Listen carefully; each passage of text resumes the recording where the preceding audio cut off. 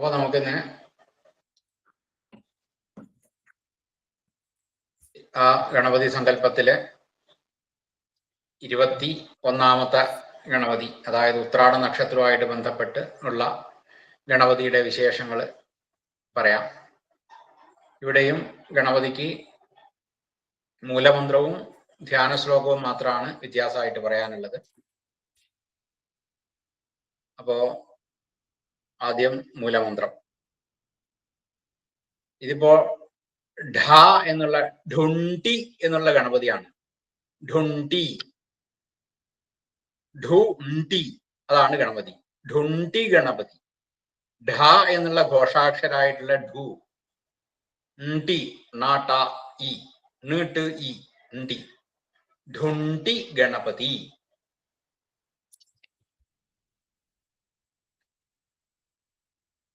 അപ്പോ മൂലമന്ത്രം നോക്കാം.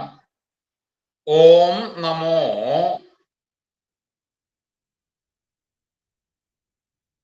ഓം നമോ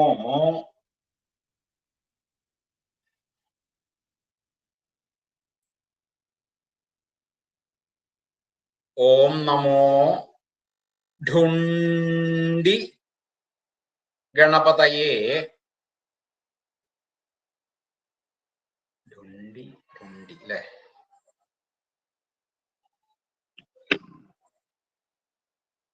ഓം നമോ ഢുണ്ടി ഗണപതയേ. അതിൻ്റെ ഇടയിൽ ഈ ഇതൊന്ന് ഒരു ചെറിയൊരു സംശയം തീർക്കാനുണ്ട്. അതായത് ഢുണ്ടി എന്നാണോ ഢുണ്ടി എന്നാണോ എന്ന് എനിക്ക് ചെറിയൊരു സംശയം. അതിന് ഒരു ചെറിയൊരു വിദ്യയുണ്ട്.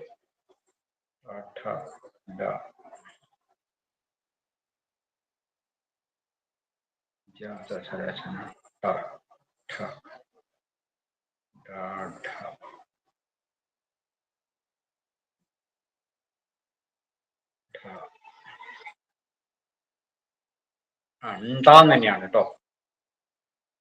ഢുണ്ടി എന്ന് തന്നെയാണ്. ഢുണ്ടി ഗണപതി തന്നെയാണ്.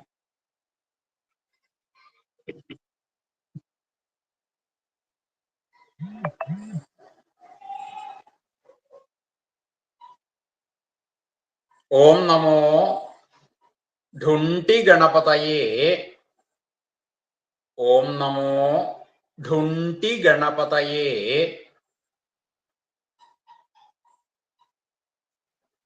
ഓം നമോ ഢുണ്ടി ഗണപതയേ. സിന്ദൂരവർണ്ണായ, നാദ ചന്ദനം എന്നുള്ള അത് മതി. സിന്ദൂരവർണ്ണായ. ഓം നമോ ഢുണ്ടി ഗണപതയേ സിന്ദൂരവർണ്ണായ. സിന്ദൂരവർണ്ണായ.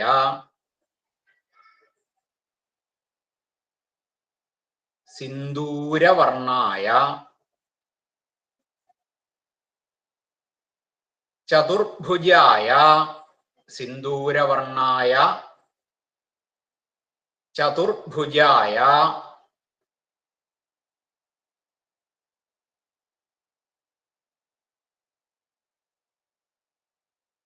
ഓം നമോ ഢുണ്ടി ഗണപതയേ സിന്ദൂരവർണ്ണായ ചതുർഭുജായ.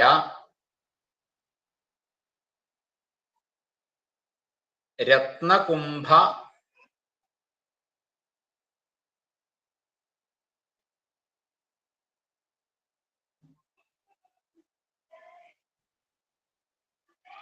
അതില് ധാരി എണ്ണ എന്താ കാണുന്നത്?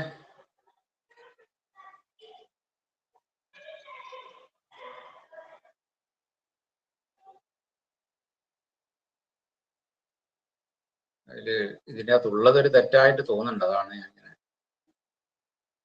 രത്നകുംഭധാരിണേ എന്നാണ് വേണ്ടത്.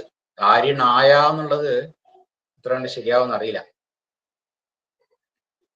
അല്ലെങ്കിൽ ധാരകായ എന്നൊക്കെയാണ് ശരിയാവും. അതിനെ കാണുന്നുണ്ടോ? ഇല്ല അല്ലെ? ഇല്ല. ആ, ചതുർഭുജായ രത്നകുംഭധാരിണേ എന്നാക്കി കൊടുത്തൽക്കാലം, അതാണ് നന്നാവുക. രത്നകുംഭധാരിണേ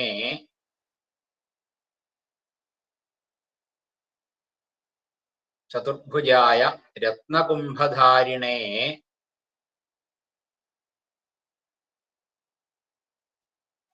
രത്നകുംഭധാരിണേ മമ സർവദോഷഹാരിണേ മമ സർവദോഷഹാരിണേ മമ സർവദോഷഹാരിണേ മമ സർവദോഷഹാരിണേ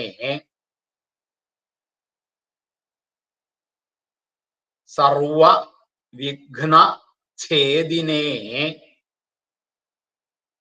സർവവിഘ്നഛേദിനേ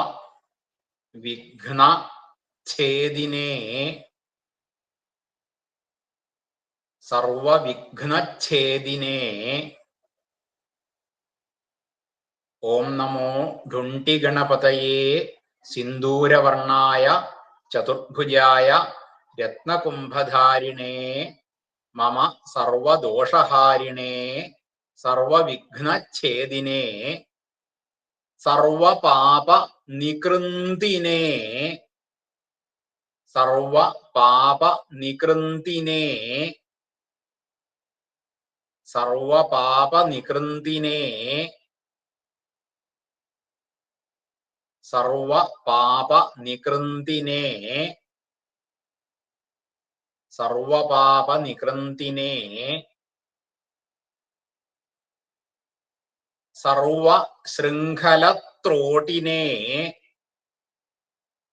സർവശൃംഖലത്രോടിനേ സർവശൃംഖലത്രോടിനേ സർവശൃംഖലത്രോടിനേ സർവയന്ത്രസ്ഫോടിനേ സർവയന്ത്രസ്ഫോടിനേ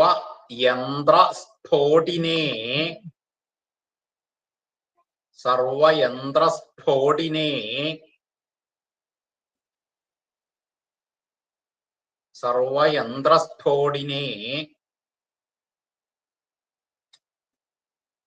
സർവയന്ത്രസ്ഫോടിനേ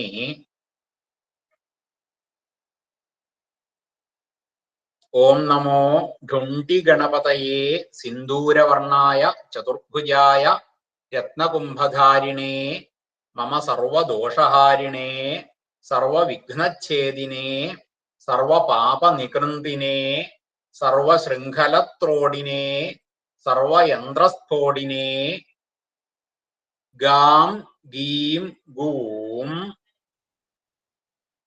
ഗാം ഗീം ഗൂം ഗൈം ഗൗം ഗഃ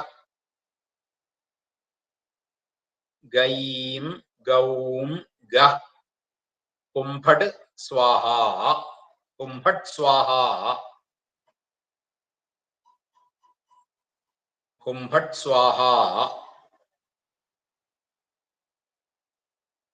ഗാം ഗീം ഗൂം ഗൈം ഗൗം ഗഃ കുംഭട് സ്വാഹാ ഓം നമോ ഢുണ്ഠിഗണപതയേ സിന്ദൂരവർണായ ചതുർഭുജായ രത്നകുംഭധാരിണേ മമ സർവദോഷഹാരിണേ സർവവിഘ്നഛേദിനേ സർവപാപനികൃന്തിനേ സർവശൃംഖലത്രോടിനേ സർവയന്ത്രസ്ഫോടിനേ ഗാം ഗീം ഗൂം ഗൈം ഗൗം ഗഃ കുംഭട് സ്വാഹാ. ഈ മൂലമന്ത്രം നോക്കിയാലും കുറെ ഗണപതിയുടെ സ്വഭാവം മനസ്സിലാവും. സിന്ദൂരവർണം ആണ്. സിന്ദൂരവർണം വെച്ചാൽ ചുവന്ന നിറം. ചതുർഭുജായ 4 കൈകള്. രത്നകുംഭധാരിണേ രത്നകുംഭത്തെ ധരിച്ചയാള്. പിന്നെ മമ സർവദോഷഹാരിണേ എന്റെ എല്ലാ ദോഷത്തെയും ഹരിക്കുന്ന ഇല്ലാണ്ടാക്കുന്നയാള്. സർവവിഘ്നഛേദിനെ സർവവിഘ്നത്തെയും ഛേദനം ചെയ്യുന്നയാള് ഇല്ലാണ്ടാക്കുന്നയാള്. സർവപാപനികൃന്തിനെ എല്ലാ പാപത്തെയും നികൃന്തനം ചെയ്യുന്ന ഇല്ലാണ്ടാക്കുന്നയാള്. സർവശൃംഖലത്രോടിനെ എല്ലാ ചങ്ങലകളെയും ത്രോടനം ചെയ്യുന്ന പൊട്ടിക്കുന്നയാള്. ചങ്ങലകളെയൊക്കെ പൊട്ടിക്കുന്നയാള്. സർവയന്ത്രസ്ഫോടിനെ എല്ലാ യന്ത്രത്തെയും സ്ഫോടനം ചെയ്യുന്നയാള് നശിപ്പിക്കുന്നയാള്. പിന്നെ ഗാംഗീം ഗൂം ഗൈം ഗം ഗ അത് ബീജങ്ങളായി. ഹും ഫട്ട് സ്വാഹ. അപ്പൊ ഇതാണ് മൂലമന്ത്രം. ഇനി ധ്യാന ശ്ലോകം നോക്കാം. അക്ഷമാലാം കുഠാരം ച അക്ഷമാലാം കുഠാരം ച അക്ഷമാലാം കുഠാരം ച അക്ഷമാലാം കുഠാരം ച രത്നപാത്രം സ്വദന്തകം രത്നപാത്രം സ്വദന്തകം രത്നപാത്രം സ്വദന്തകം അക്ഷമാലാം കുഠാരം ച രത്നപാത്രം സ്വദന്തകം ധത്തേ ധത്തേ കരൈർ വിഘ്നരാജോ ധത്തേ കരൈർ വിഘ്നരാജോ ധത്തേ കരൈർ വിഘ്നരാജോ ധത്തേ കരൈർ വിഘ്നരാജോ ഢുണ്ഡിനാമ മുദേസ്തു നഃ ഢുണ്ഡിനാമ മുദേസ്തു നഃ ഢുണ്ഡിനാമ മുദേസ്തു നഃ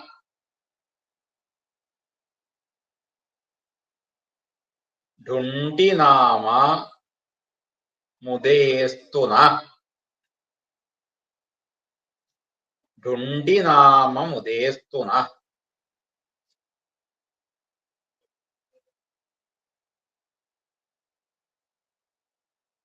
അക്ഷമാല ധത്തേ കരേർ വിഘ്നരാജോ ഢുണ്ഡിനാമ നമോസ്തുതേ ഢുണ്ഡിനാമ മുദേസ്തു നഃ അക്ഷമാലാം കുഠാരം ച രത്നപാത്രം സ്വദന്തകം ധത്തേ കരേർ വിഘ്നരാജോ ഢുണ്ഡിനാമ മുദേസ്തു നഃ ഢുണ്ഡിനാമ മുദേസ്തു നഃ.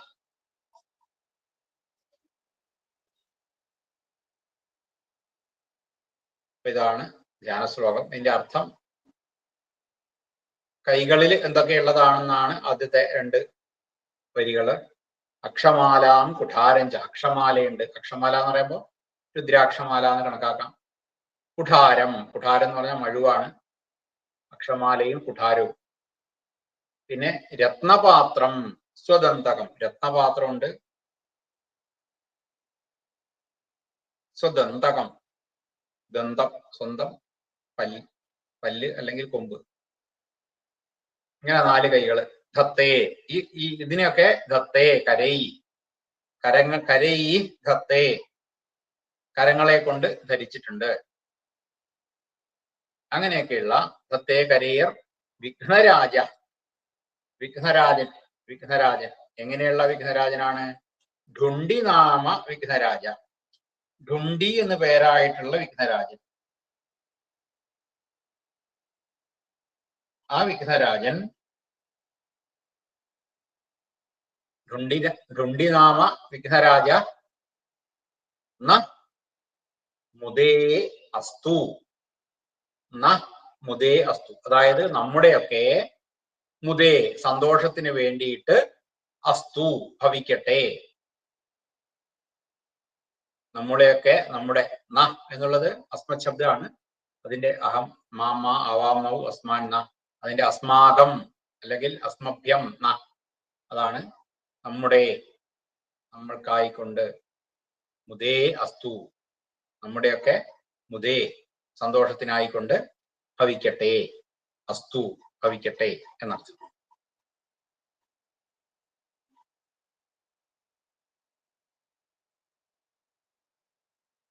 ഈ ഢുണ്ഡി എന്നുള്ളത് ണ്ട എന്നുള്ളത് പലതരത്തിലുണ്ട് കേട്ടോ. ണ്ട ആയിട്ടുമുണ്ട്, പിന്നെ ണ ഢ ആയിട്ടുമുണ്ട്. ഢ ഇങ്ങനെ 2 തരത്തിലുണ്ട്.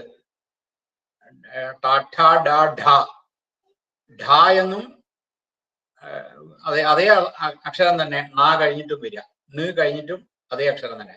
ധീ, ഢീ അങ്ങനെയാവാം. അല്ലെങ്കിൽ ഈ ചെണ്ട എന്നൊക്കെ ഉള്ള പോലത്തെ ണ്ട, ഢുണ്ടി അതും ആവാം.